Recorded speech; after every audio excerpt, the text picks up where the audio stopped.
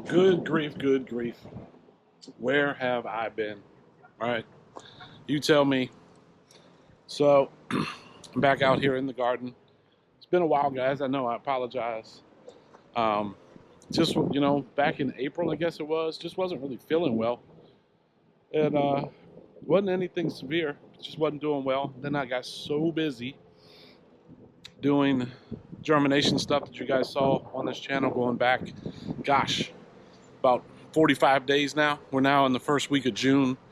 It's absolutely gorgeous out here. But I just wanted to quickly take you guys, let me get out of the sun a little bit, quickly take you guys on a bit of a garden tour.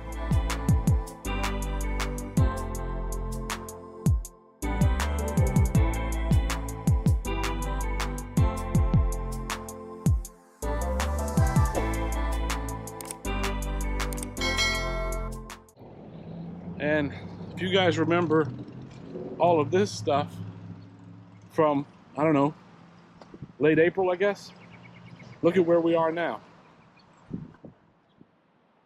It's quite amazing. So take a look at all this stuff.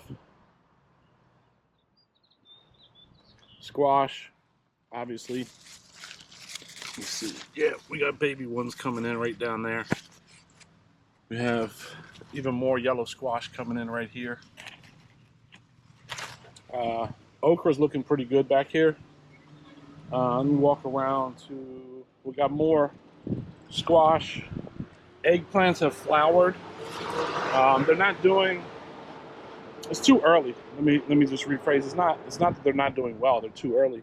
The okra here is looking extremely strong. Look how tall it's gotten. And I'll walk around, but we have tomatoes on that back row as well. Peppers haven't started. These peppers, let me say, which was that, what was it, market red.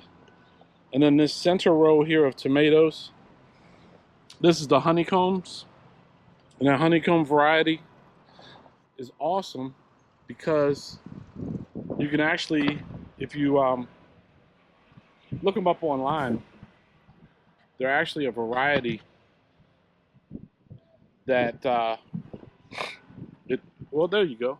Flowers and fruits. All right, starting to get a little bit of fruit there. And then here's my next project, is the Texas white and Texas red onions. Those are, they're not done, but they're on their way to being done. They're starting to flop over. As you see, beautiful crowns coming out of the soil. I mean, they're just really, really abundant. This is the first time I've ever done real bulb type onions. And then we have more of the, as you see here, jalapenos coming in. And then I've never done these before, but I know you guys go back. These were the big Thai chilies. And they're great. They're actually, they're not even really all that spicy. So we have those. And now here's one thing I wanted to point out.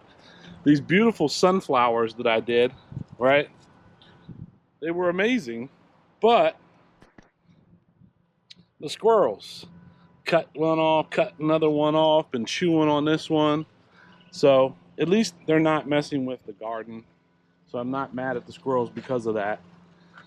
But it was quite funny. I came in one day and there were just petals everywhere and the flower was gone. But yeah, you know, hey, Mother Nature can have it. Some more big Thai chilies. I ripped this couple of them off of there, so there's only a few left. Cilantro's going to seed. Kale's looking okay. Then we have our bush beans. I just picked these the other day, so forgive me if there's not that many. But yeah, they've been doing great. Well, here you go. There's more bush beans coming in here. Little small skinny one, but they're delicious. I've been snacking on them right in the garden here. Our lettuces started to go to seed, but I actually pulled all the outer leaves off. And what's great about it is that now I got brand new leaf, brand new lettuce. We got carrots right here. These are doing good. These are small and sweet, but they're probably a good 30 days away. And then if you guys remember, across this back row here, it was actually all the way behind those tomatoes. Those were my sugar snaps. They did wonderful. Like there was a bounty of peas that came up, but they were just snap peas. They weren't the sugar snaps. So note to self and note to you guys that follow this channel, make sure you're getting true sugar snap peas, not snap peas. The sugar snaps are thin. They don't have a big seed inside. But what I've done to replace that is I actually trellised up some pole beans that I germinated, some Market More cucumbers, more beans, cucumbers, more beans. And then across the back here, this is a strategy that I've used where these are the Market More cucumbers. These are a trellising one because they have these tendrils here that come out and will trellis up. So he'll grab a hold of that pole and climb. The other cucumbers that I had got some sort of a wilt to them, and they just wilted away and died off. They produced some cucumbers, but they were very bitter. So here we go, more Market More with the trellis. And then my beans are starting to get into this third one. As you see, obviously every seed in that bush bean was not a bush bean because this bean is climbing right up this pole, which is fine. Ample here, same thing, another quote-unquote bush bean. But then we just have this other Market More here that's going to climb that same pole. And then we have our Better Boy tomatoes, as you see there. Oh, let me get down. Beautiful, beautiful Better Boy tomatoes coming in. And there are more behind here. I need to actually prune this back a bit. No big deal. And then, so we got zucchinis coming in right here. And these are the ones that in a past video, I potted them. So we have, what is this? This is the Ford Hook zucchini right here. And then we have a yellow squash right here. We got a little bit of powdery mildew, so I'm gonna spray that later today. We had a lot of rain night before last and last night, so I'm not surprised about that. Just maybe about a tablespoon of hydrogen peroxide to a gallon of water in a spray bottle. Just soak the leaves, let them dry back out, soak them again. And then back here we have another yellow squash that, if you see right there, is producing more squash. Let me get the leaf out the way. More squash coming in right there.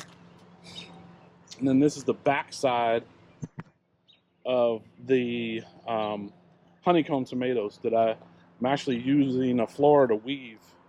If you can see there on the post, Florida weave. So I'm just weaving in and out to get those up and high as possible because they're an indeterminate variety which will continue to grow and bear fruit. We have beets right down here. Beets are looking really well. Never grown them before, but they're doing quite well in this community garden. And then if you look down here, more, get this leaf out the way, more tomatoes. We got a big old Better Boy down there. Another clump of Better Boys down there. We're really starting to put on some fruit here, which is wonderful. That's what I look for. But guys, just wanted to chime in, see what's happening with everybody. Oh, here is one of my favorites. Look at the pattern of how this tomato comes out. This is called the Gardener's Delight, and it comes out on one branch, and it has what? 1, 2, 3, 4, 5, 6, 7, 8, 9, 10, 11. Has at least 12 fruits or flowers on it. And they're going to get the size a little bit bigger than a quarter, maybe like the size of a silver dollar, maybe about 1.5 inches or so big. But they're really sweet, really, really great flavor. Is that Gardener's Delight tomato that I found a couple years ago. Look that up. It is an indeterminate variety, but it bears so much fruit. It actually doesn't really stunt the growth of the plant. But the plant, as long as you prune it correctly, continues to put off new fruit if you keep the growth at bay. So guys, with that being said, Really appreciate you guys hanging around on the channel. I promise you I'm going to at least start giving weekly updates to you guys as this garden grows, and other updates that we have. We put in some new beds. There's a lot of other stuff that I want to cover with you guys real soon.